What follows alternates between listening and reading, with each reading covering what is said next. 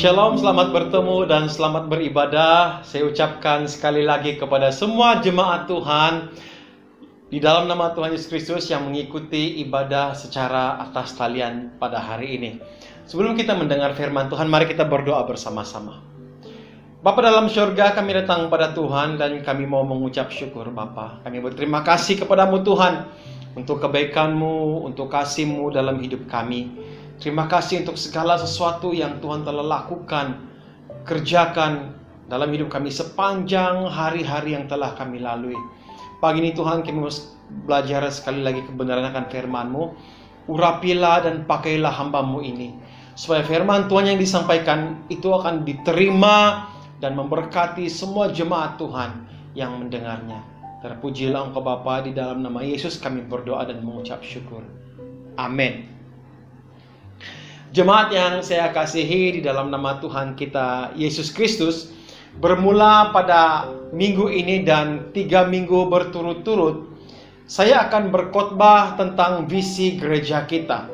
Seperti yang kita tahu dan kita boleh lihat dalam buletin, kita ada memiliki 3 visi yang kita ingin capai, yaitu kita ingin menjadikan semua gereja dan sidang kita menjadi sebuah gereja sel yang aktif.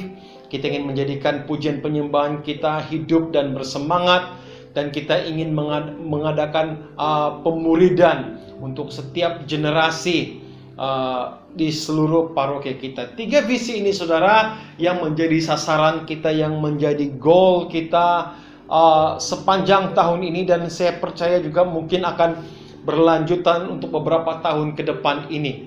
Dan mulai hari ini saudara, dan selama 3 minggu saya akan berkhotbah tentang visi kita. Dan hari ini saya mau berkhotbah, saya terpanggil berkhotbah tentang visi yang pertama, yaitu gereja sel yang aktif.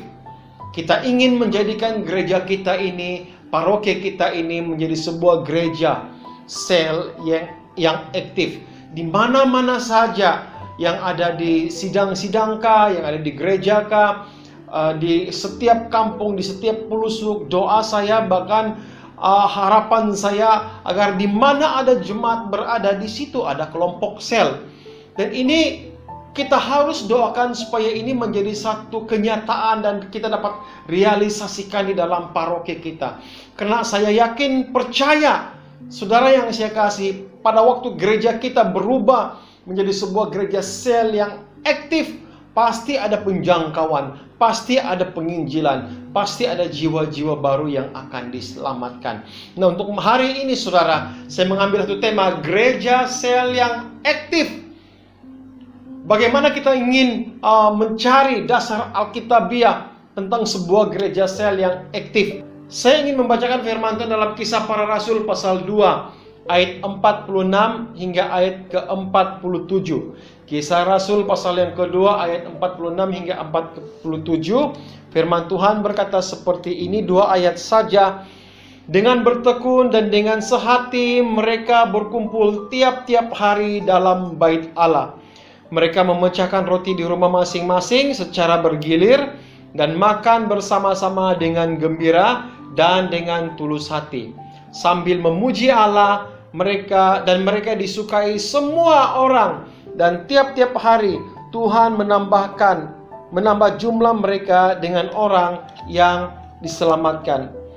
Jemaat yang saya kasih di dalam nama Tuhan Yesus Kristus, satu hal yang saya ingin supaya jemaat tahu dan mengerti bahwa gereja yang mula-mula kalau kita lihat dalam Kisah Para Rasul ini, bertumbuh itu bermula daripada rumah ke rumah. Makanya saudara, sebuah gereja sel yang aktif itu, pertumbuhannya itu datang daripada rumah.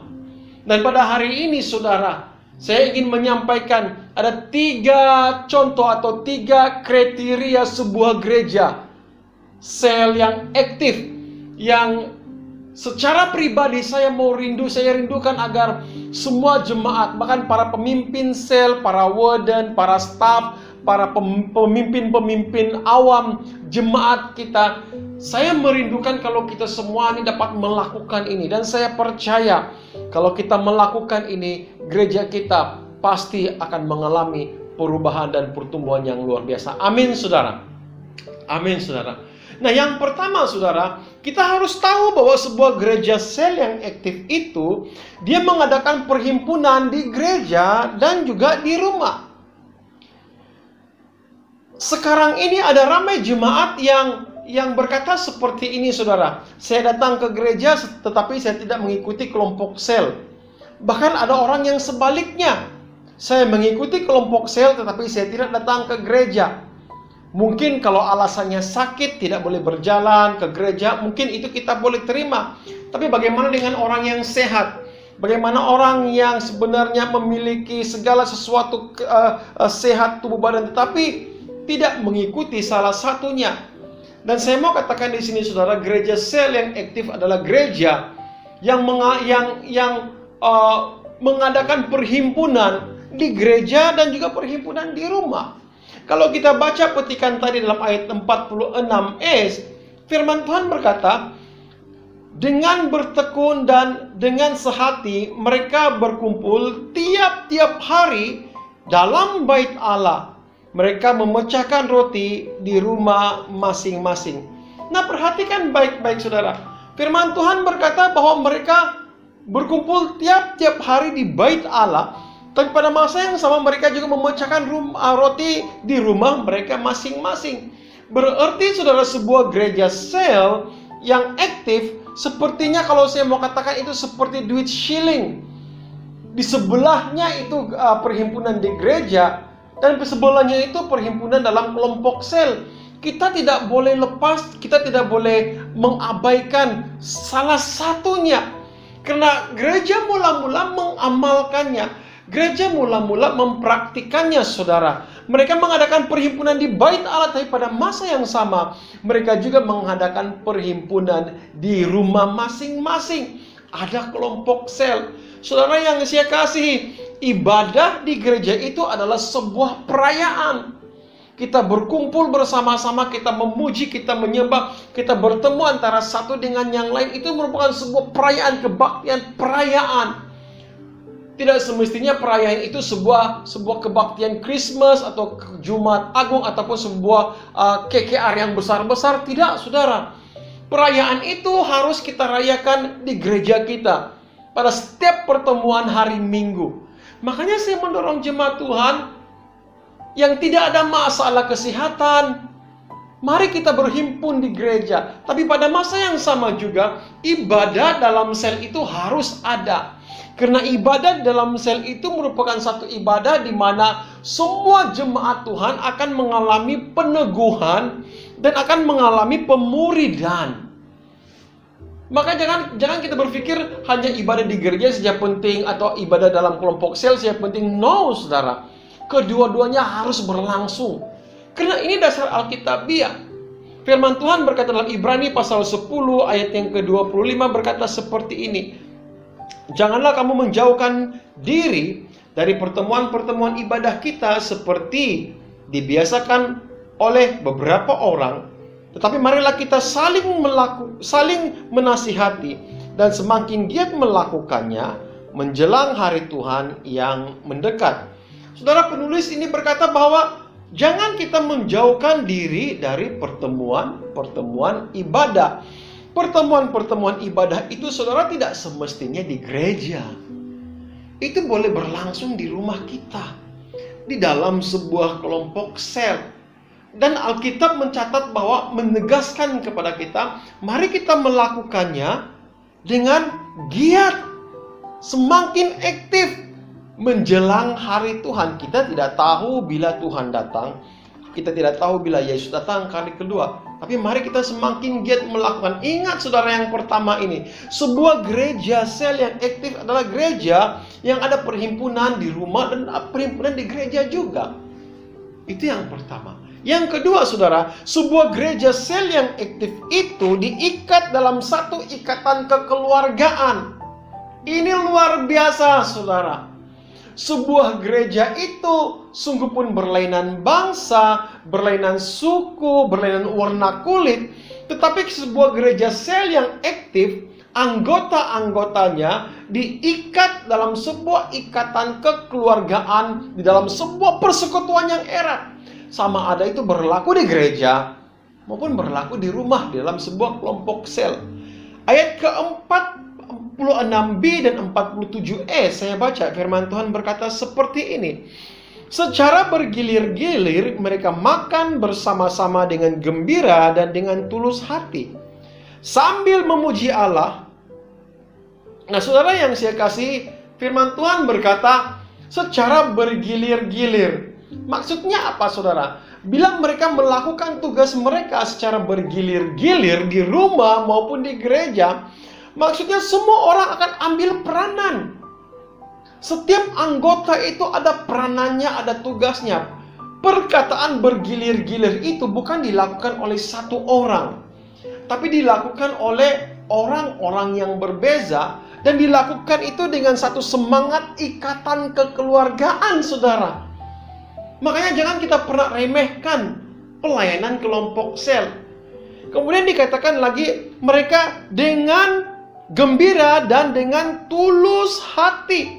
Wow, saudara, dalam pertemuan itu ada sukacita, ada kegembiraan, ada ketulusan di dalam pertemuan ibadah mereka, sama dalam kelompok sel maupun dalam ibadah. Maksudnya apa? Ada sifat saling mengasihi, saling memperhatikan antara satu dengan yang lain. Orang yang lemah mereka akan tolong, orang yang memerlukan pertolongan mereka akan tolong. Ini peranan yang harus kita bawa di dalam kelompok sel kita masing-masing.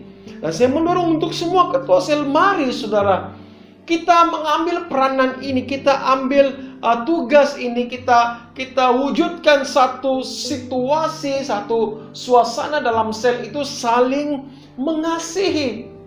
Kalau ada di antara ahli sel yang sudah berselisih paham, disinilah peranan ketua sel, pembantu sel, dan semua ahli sel untuk mendamaikan, saling menolong antara satu dengan yang lain. Dan ayat 47 dikatakan sambil memuji Allah. Ini yang luar biasa, saudara. Pujian penyembahan itu tidak semestinya berada di gereja. Makanya saya katakan seperti ini di dalam kelompok sel. Kalau ada jemaat yang tidak mau datang ke gereja untuk memuji Tuhan, kita bawa pujian penyembahan itu di gerejanya. Amin, saudara. Kalau ada orang yang tidak mau datang ke gereja untuk berdoa, kita bawa doa itu di rumahnya. Biar dia merasakan suasana pujian dan penyembahan. Biar mereka merasakan situasi, suasana saling mengasihi, saling menerima. Biar mereka dapat merasakan ikatan kekeluargaan itu di dalam sebuah kelompok seperti yang terjadi di dalam jemaat, di dalam kisah para rasul ini.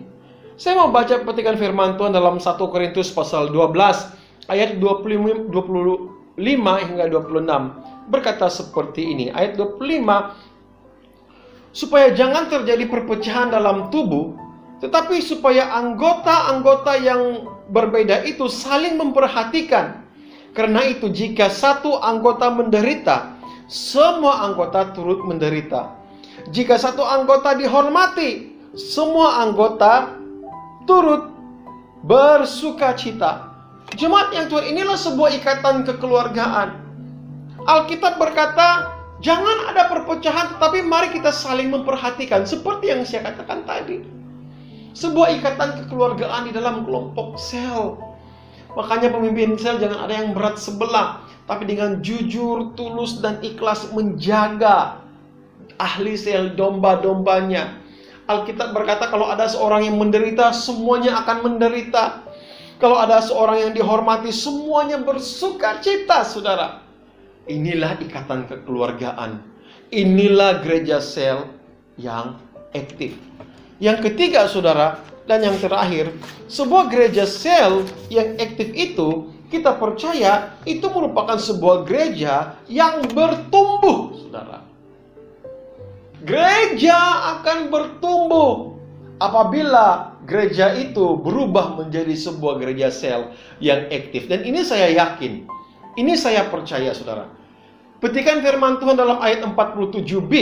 Firman Tuhan berkata, dan mereka Mereka disukai semua orang. Dan tiap-tiap hari Tuhan menambah jumlah mereka dengan orang yang diselamatkan. Saudara yang saya kasih, firman Tuhan berkata, mereka disukai semua orang. Gereja yang bertumbuh adalah apabila gereja itu memiliki orang-orang yang mudah didekati. Pemimpin-pemimpin sel yang mudah didekati, disukai oleh semua orang, saudara. Ini yang luar biasanya. Dan saya mau melihat, saya mau mendorong, kalau semua pemimpin-pemimpin sel di seluruh paroki kita, dari Silabukan peringkat 1 sampai ke Velda, semua pemimpin-pemimpin itu disukai orang.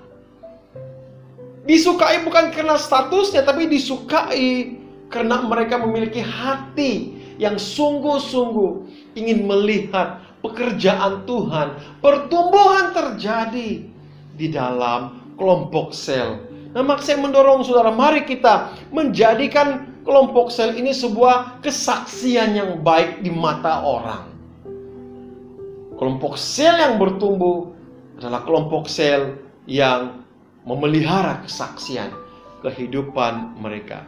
Dan firman Tuhan berkata, Tuhan menambah jumlah mereka. Luar biasa. Saudara, tugas kita melakukan. Tugas kita melaksanakan apa yang telah diamanatkan oleh Tuhan kepada kita. Dan kita yakin percaya Tuhan yang akan bertindak. Roh Kudus Tuhan yang akan bertindak. Makanya Roh Kudus Tuhan akan menambahkan jumlah mereka yang diselamatkan. Pasti ada terjadi pertobatan-pertobatan. Pasti ada terjadi penginjilan-penginjilan, saudara. Saya mendorong untuk jemaat yang saya kasihi di dalam nama Tuhan Yesus Kristus. Jangan pernah tinggalkan kelompok sel. Jangan pernah tinggalkan pertemuan-pertemuan ibadah, saudara yang saya kasihi. Karena saya yakin percaya pada waktu kita giat melakukannya, gereja kita pasti bertumbuh. Amin, saudara yang saya kasihi. Ayat yang terakhir firman Tuhan dalam 1 Petrus 2 ayat 2 berkata seperti ini. Dan jadilah sama seperti bayi yang baru lahir, yang selalu ingin akan air susu yang murni dan yang rohani, supaya olehnya kamu bertumbuh dan beroleh keselamatan. Saudara yang saya kasih, gereja yang bertumbuh, gereja sel yang aktif, saudara, itu memiliki jemaat-jemaat atau ahli-ahli yang haus seperti bayi, yang merindukan pertumbuhan. Firman Tuhan berkata, jadilah seperti bayi yang baru lahir, yang selalu inginkan susu yang murni, yang rohani. Untuk apa? Supaya olehnya kamu bertumbuh, kata firman Tuhan. Ada kehausan di dalam setiap hati pemimpin-pemimpin. Ada kehausan dalam setiap hati jemaat Tuhan. Makanya saya mau katakan, saudara, pertemuan dalam kelompok sel itu merupakan satu pertemuan di mana kita akan dibentuk, dimuridkan, diajar, dilatih di dalam kelompok sel. Saudara, ini isi hati Tuhan. Dan ini, saudara, apa yang Tuhan telah letakkan dalam hati saya. Saya rindu dan Tuhan mau supaya gereja kita bertukar menjadi sebuah gereja sel yang aktif. Sebuah gereja sel yang aktif adalah gereja yang di mana jemaatnya bukan saja bertemu di dalam gereja, tapi ada persekutuan-persekutuan di rumah.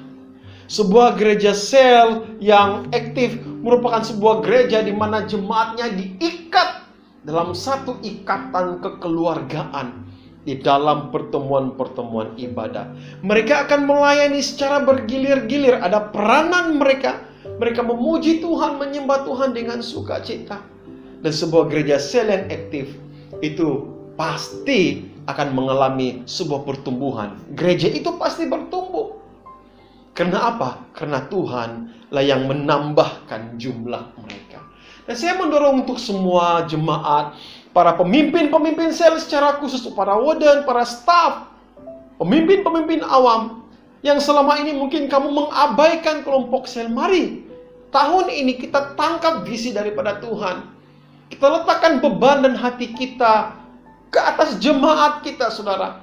Jangan kita pentingkan diri kita sendiri. Jangan kita pentingkan kesenangan pribadi kita sendiri. Dengar baik-baik saudara, gereja yang bertumbuh adalah gereja yang keluar daripada zon kenyamanannya. Bahkan orang akan bertumbuh kalau orang itu keluar daripada zon kenyamanannya. Tapi gereja kita akan mati, jemaat-jemaat akan mati kalau suka di tempat yang nyaman. Tapi saya mendorong, mari kita keluar. Bukan hanya di gereja, tapi kita berada di rumah-rumah jemaat untuk melakukan sebuah kelompok sel. Doa saya pada tahun ini agar setiap kampung di paroki kita ini, setiap gereja akan berubah menjadi sebuah gereja sel yang aktif. Mari kita berdoa. Bapa Syurgawi, terima kasih untuk firman-Mu yang telah kami dengar. Hamba-Mu berdoa biar kiranya semua yang telah mendengarnya, secara khusus bagi pemimpin-pemimpin sel, dan jemaat, staf, pemimpin-pemimpin awam, itu akan mendapat satu suntikan baru di dalam pelayanan mereka, khususnya dalam pelayanan kelompok sel. Berkati juga semua jemaat Tuhan, supaya jemaat Tuhan turut terlibat di dalam pelayanan ini. Hamba-Mu berhenti berkata-kata, tapi biar firman Tuhan ini terus berakar, bertumbuh dalam kehidupan jemaat Tuhan. Terima kasih Bapa. Di dalam nama Yesus kami berdoa dan mengucap syukur. Amin. Diberkatilah semua jemaat yang mendengar dan melakukan kebenaran firman Tuhan. Tuhan memberkati kita.